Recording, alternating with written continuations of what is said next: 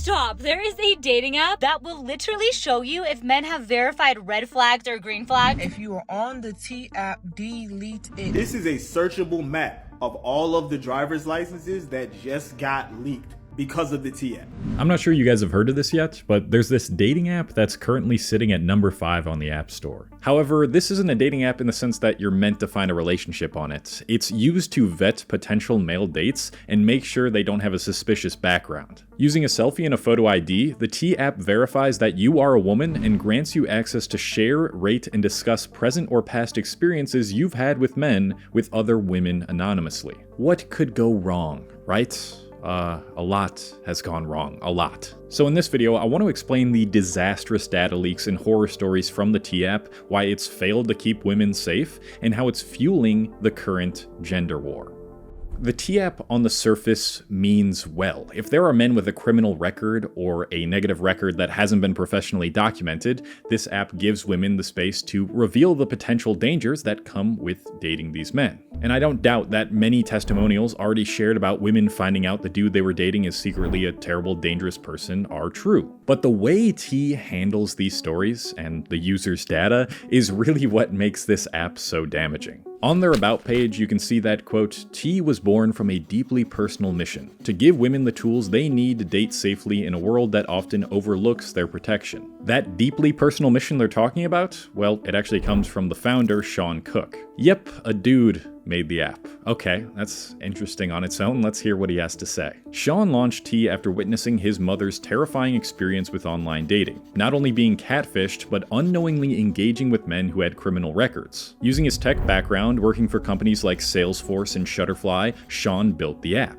But here's where we run into the first problem. That background he mentioned was mostly as the role of product management. The only real experience Sean has coding is during a 6-month boot camp in 2019. And that lack of experience definitely backfired. But first, let's talk about an app and product that is designed well, which is the sponsor of today's video, Plaud. Do you prefer to speak your thoughts out loud rather than write them down? I know a lot of people find solutions or articulate their points better through speaking. The problem is when you do that, the best you can do is just take a voice recording of the conversation. And that doesn't really help when you're trying to summarize your ideas in a clean, coherent way. Using this little device the size of a credit card and strapping it to the back of your phone, all you gotta do is press the record button, and when you're done, you can transcribe the conversation in 112 different languages, summarize the talking points, and even create to-do lists and mind maps. For example, I replicated a conversation negotiating YouTube thumbnails with someone over the phone. Then when I click Generate, the Plaud app automatically summarizes the conversation,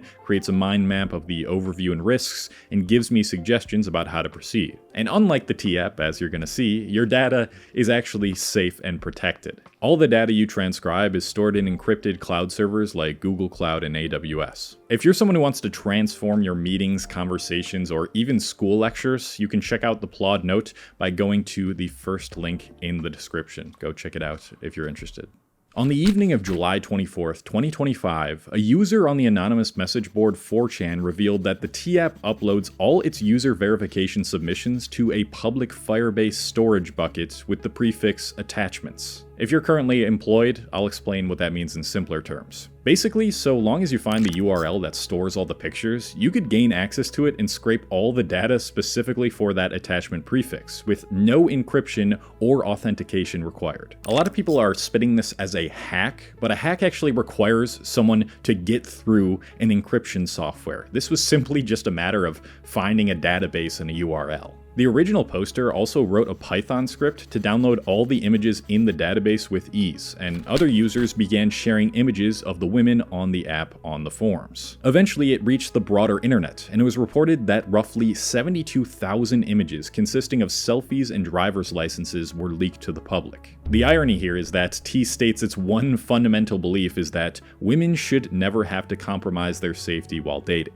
But all it's done in this case is expose their private information to the public, fueling the very men that they were trying to put down. Cook, the founder, reported that this was an old database and anyone who made an account before February 2024 was safe from the breach. But how many people do you know that have changed their address or driver's license in the past year or two?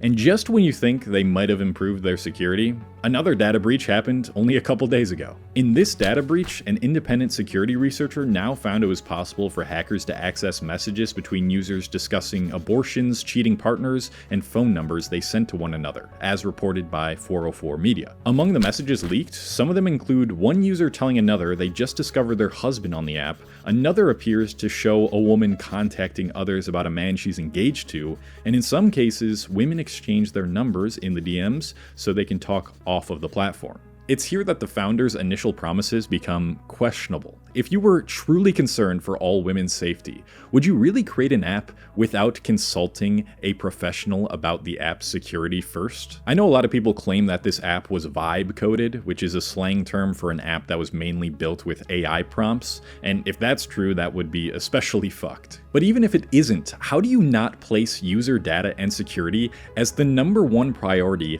on an app whose main purpose is to stop women from getting stalked, harassed, or worse? Could it perhaps be because a more pressing incentive was money? No, couldn't be. The $15 subscription is so that they can pay the data providers that help their users run the safety checks. A guy who worked for Salesforce and Shutterfly would never be driven by greed, right? I actually have no idea. For all I know, this guy could have had genuine intentions, but just had no idea how to pull off an app like this properly. But enough about the data breaches, because now we're gonna get into the app itself. Get ready for some of the stories you're about to read.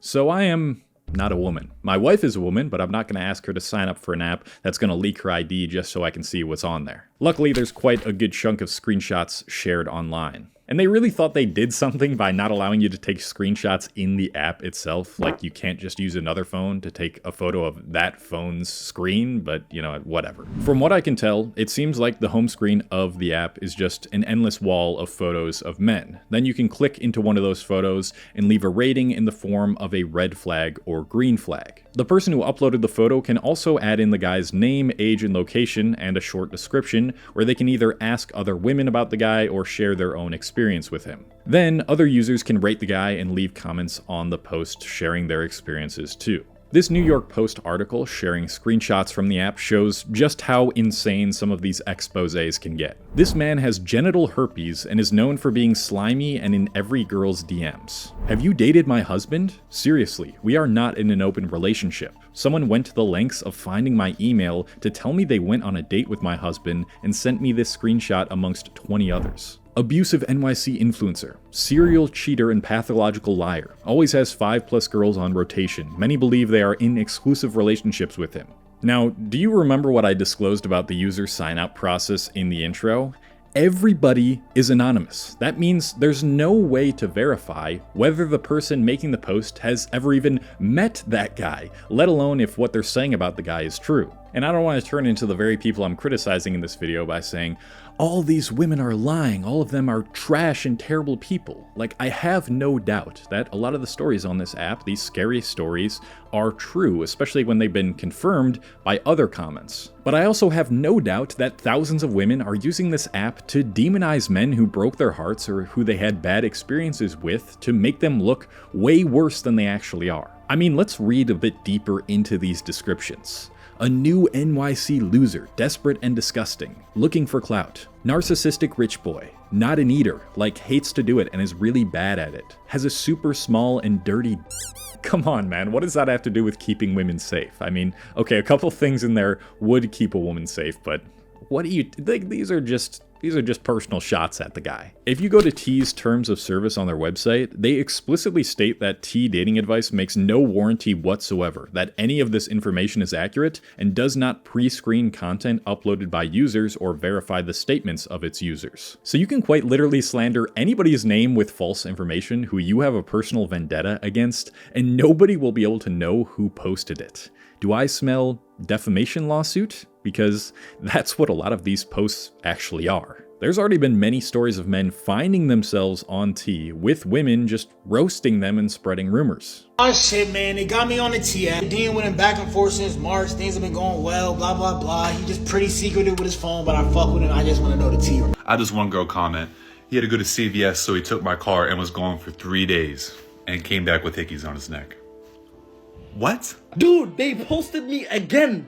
And I got 100 red flags with 0 green flags. And then there's the subscription aspect of it too, and what that gives you access to. For $15 a month, you can run reverse image searches, look up a guy's phone number, and get background checks to uncover criminal records. So basically you can just like full-on dox dudes for $15 a month. And it's mind-blowing that this isn't illegal, but it actually might be depending on the information that they're giving their users. Nowhere in their terms of use do they explicitly say they offer background checks, reverse image searches, or access to criminal records. And yet because they do, they're walking a legal tightrope by not disclosing it in their user agreement. If they're relying on third-party services, which is implied in their section about external services, they are distancing themselves from legal liability, but that doesn't mean the use of those services is automatically legal. I would have to know more about the app to determine whether it was actually illegal or not, so if anyone has experience running these background checks on the app,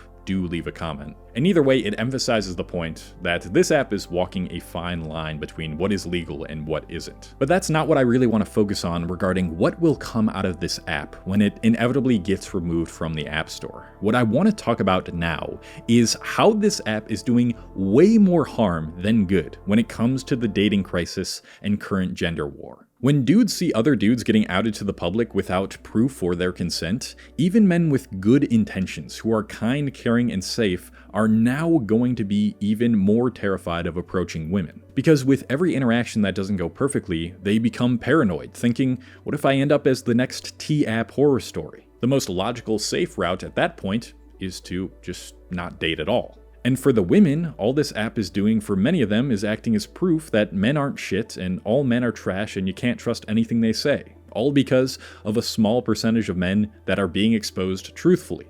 It sends the message that no man is who he seems to be on the surface, which simply just isn't true. And again, let me reiterate this, which a lot of y'all are probably going to call me a pick-me for because you can't criticize your own gender these days, but I understand why a lot of women are scared of men. Dudes be scary sometimes. When I was a teenager and I had negative riz, I was probably scaring the hoes with my 0 game. On a more serious note, it is some men that commit most of the SA crimes, so I can understand why you would be skeptical about developing romantic interest with some men. But this is where we have to expand and look at the bigger picture. Look past all the drama and the negativity and all the really crazy headlines around this app.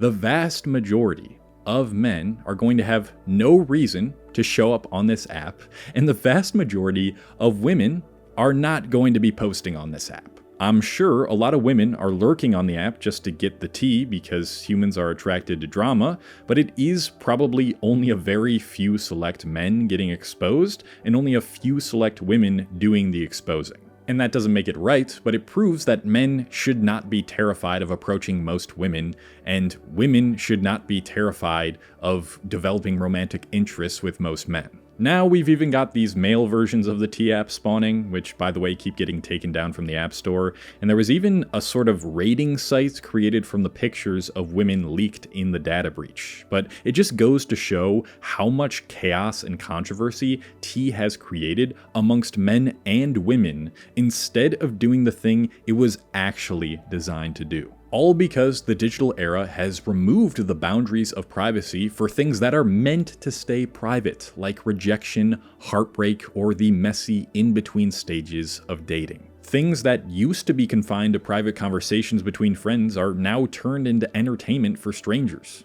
And when that happens, we stop treating each other like people, and we start treating each other like disposable objects. Dates turn into material for the app. Simple flaws turn into red flags signaling danger, and a single bad moment becomes a permanent post. What once might have stayed between two people now lives online for thousands to dissect. Look, I understand the appeal of creating a place where women can avoid potentially dangerous men, but this isn't the way to do it. Before you assume something about a person, whether a man or a woman, make sure you can corroborate the stories being told about that person online. Don't start thinking nobody can be trusted and the entire opposite sex is evil just because of an app where a subset of the population congregates to anonymously share information about people without their consent. And if you feel like you're falling into an even deeper hole of fear surrounding modern dating because of all of this, I really recommend you watch my Why Gen Z is Terrified of Intimacy video. That really explains